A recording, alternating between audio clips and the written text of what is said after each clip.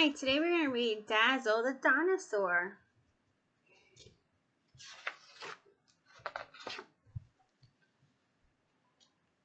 When Mother Mahisaurus came back to her nest, she was surprised to find another egg nest of her own. It certainly was not her egg.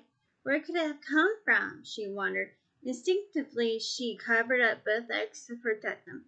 The valley was a dangerous place. Food was scarce and water was hard to find. There were even some dinosaurs who braided nests as soon as a mother's back was turned.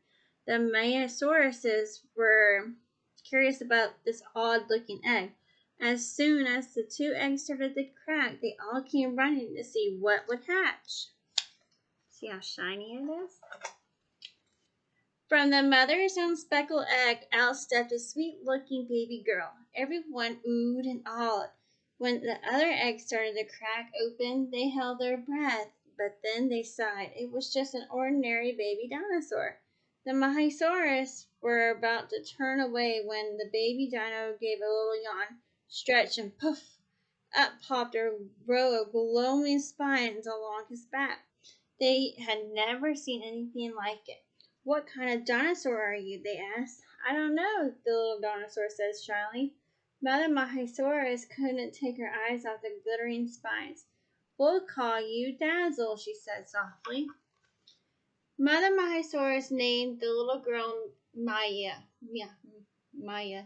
And soon she and Dazzle were best of friends. Every day they would go out and play, finding fresh shoots and roots to eat. But they were never allowed to go beyond the edge of the trees.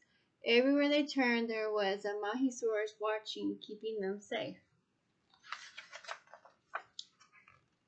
One night, Maya and Dazzle were awake when they should have been sleeping. "What are you thinking about?" Maya asked her friend.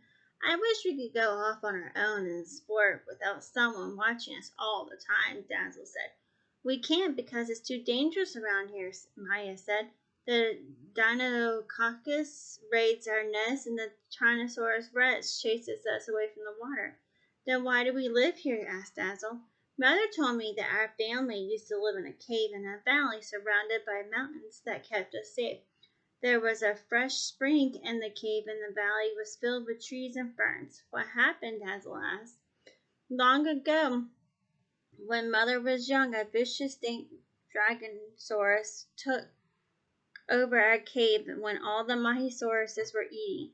He was so fierce that they had to move away." "I won't stand for that," said Dazzle sleepily. "We'll have to chase him out." "Yes," yawned Maya. "It's up to you and me." In the morning, the two little dinosaurs couldn't wait to get started on their adventure. They went through the trees as they did every day, but this time they scampered off and disappeared among the rocks. Dazzle was a little scared, but Maya cheered him on. "The mountains are nearby. If we climb up these rocks, we'll be able to see them." Just then, the rocks beneath them rumbled and shook. It was an earthquake. Maya and Dazzle were tossed to the ground. Then suddenly, a giant Stegosaurus stood in front of them. Those weren't rocks they were climbing. It was Stegosaurus's back. "Why are you two little dinosaurs so far away from home?" asked the kind Stegosaurus. "We're just playing a game," Maya said quickly. "You had better watch out," Stegosaurus said. "You're lucky it was me you climbed on and not a T-Rex." "She's right," said Dazzle. "We probably should go home now."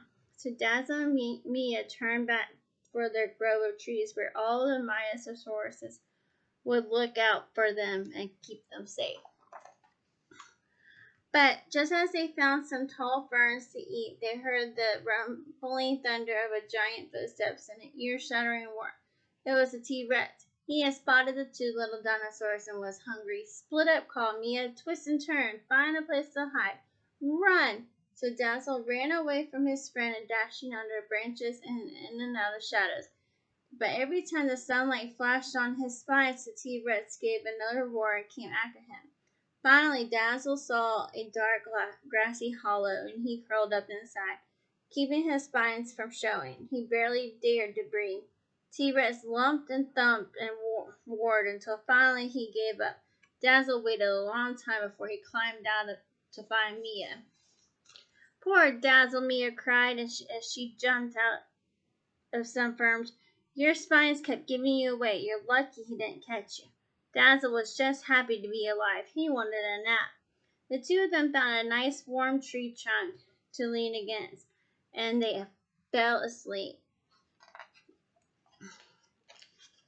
They didn't wake up until the tree trunk lifted up from the ground and shook itself. I'm sorry to disturb you, said a deep voice, but my leg was getting stiff. It was a Apathosaurus. What are you doing so far from home? He asked. Mia decided to tell the truth this time. We're trying to find the cave where my family used to live, but we got lost, said Dazzle. Could you show us the way? He wanted to stay home, but Mia interrupted. The way to the cave, she finished. The Apatosaurus waved his long neck thoughtfully. The Dragosaurus is a dangerous dinosaur, he said, but as long as it's still daytime, I don't see the harm. The Dragosaurus is terrified of light. The Apatosaurus reached his head above the trees and called to the flying reptiles for help. Down swooped the pterodactyls and a Quadricopus. I'll take you there, said the Quadricopus, who was big enough to carry the two little dinosaurs. But you have to be ready to go back at sunset. I'm not staying around when the Dragosaurus wakes up. They reached the cave just as the afternoon sun shone on the trees in the valley. Nothing had ever looked so beautiful to the little dinosaurs. They peered into the cave and could see the Dragosaurus fast asleep. They had to get rid of him so their family could return home, but how? Mia bravely crept into the cave. Suddenly the Dragosaurus sniffed and jumped up, blinking his eyes. Mia was trapped. The Dragosaurus gave a mighty roar. Dazzle thought fast. Quickly he turned his back so that every spine caught the sunshine and reflected the light right into the giant dinosaur's eyes. The Dragosaurus screamed and ran out of the cave to escape the light, but since it was bright outside as well, the Dragosaurus just kept running. Mia and Dazzle took a long drink of the water from the fresh spring and went outside and meet the Quasicucus. What did you do to the Dragosaurus? He asked in amazement. I saw him running away. Dazzle scared him off with his beautiful dazzling spines, exclaimed Mia. He saved my life. The Quasicucus flew the two little dinosaurs back to their family so they could tell everyone the great news. The next day, Dazzle and the Miasauruses climbed the mountain and settled in their old cave. Tomorrow, said Mia, we can explore a new forest. All by ourselves, said Dazzle, and you can let your spines shine as much as you want, whispered Mother Miasauruses. You'll be safe here. The end. Did that book remind you of something else? Of animal that had a shiny spot on them? Or a shiny scale? The rainbow fish. Because this author, Marcus Pfister, is the same author that wrote The Rainbow Fish. I hope you enjoyed that story. Have a good day. Bye.